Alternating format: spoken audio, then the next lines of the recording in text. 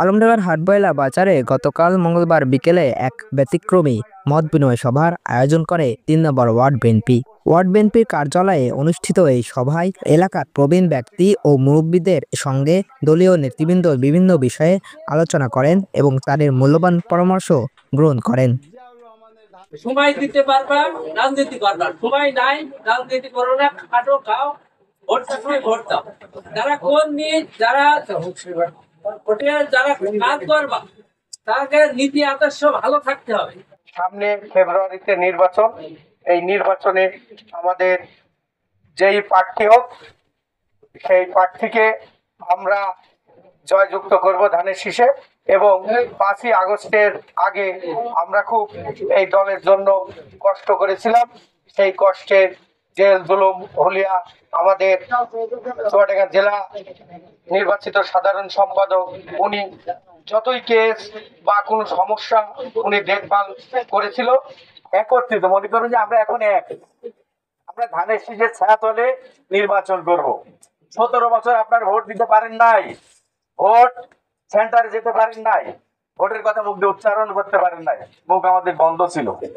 আপনারা এখন মুখ খুলবেন, দিল খুলে কথা বলবেন, আমাদেরকে আমরা সালাম দিয়ে আপনারা সালাম দিবেন, কথা বলবেন।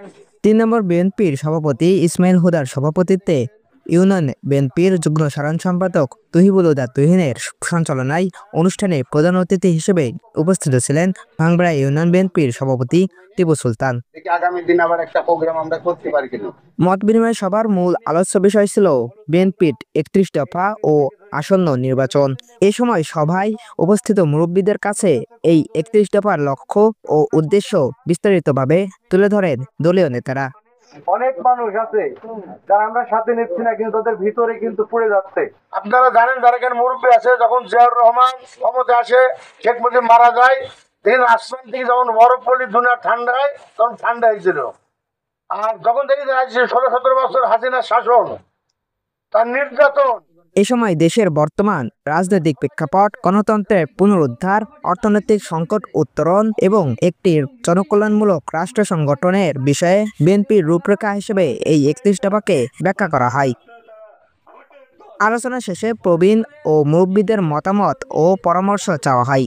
এ সময় এলাকার প্রবীণ ব্যক্তিরা দেশের বর্তমান পরিস্থিতি নিয়ে তাদের অভিজ্ঞতা ভিত্তিক মতামত ব্যক্ত করেন এবং ৩১ দফা অন্তর্ভুক্ত করণীয় বিষয়গুলো নিয়ে গঠনমূলক পরামর্শ দেন তারা। স্থানীয় ও জাতীয় রাজনীতিতে বিএনপির ভূমিকা, জনগণের সমস্যা সমাধান এবং সাংগঠনিক কার্যক্রমকে আরও বেগবান করার বিষয়ে মুরব্বীদের কাছ থেকে মূল্যবান দিক নির্দেশনা গ্রহণ করেন স্থানীয় বিএনপির নেতৃবৃন্দ। 2001 পর্যন্ত আওয়ামী লীগের যে দুঃশাসন, আপনারা জানেন, একটা টর্চ লাইট মারে কেন্দ্র করে সেই ছেলেটা মৃত্যুর মতো, কিন্তু তারা পরিকল্পিতভাবে মৃত্যু মেরে ফেলে এই গ্রামের অধিকাংশ পরিবারের মানুষকে হয় পাড়ায় পাড়ায় কর্মী ছেদ করতে হবে। এটা আমরা অবশ্যই আমলে নিচ্ছি, এটা আমরা করবো ইনশাল্লাহ। সুতরাং একটা কথা বলছে যে ছোট বড়দের সম্মান করে চলতে হবে, বড়দের সম্মান করতে হবে, ছোটদের স্নেহ করতে হবে। এটা যদি দলের প্রোটোকল আমরা মানি, অবশ্যই আমরা সংগঠনটা আগিয়ে নিতে পারবো। এটা আমার খুব ভালো লাগছে পরামর্শটা। জনগণের সঙ্গে সরাসরি সংযোগ স্থাপন এবং সমাজের অভিজ্ঞ ও প্রবীণদের জ্ঞান ও প্রজ্ঞা কাজে লাগিয়ে দলীয় কার্যক্রমকে আরও ফলপ্রসূ করার লক্ষ্যেই এই ধরনের ব্যতিক্রমী সভার আয়োজন করা হয়েছে। ভবিষ্যতে এই ধরনের আলোচনা সভা আরও বিভিন্ন স্থানে আয়োজন করা হবে বলেও তারা জানান। তাহমিদ আল হুদা, টাইম টিভি।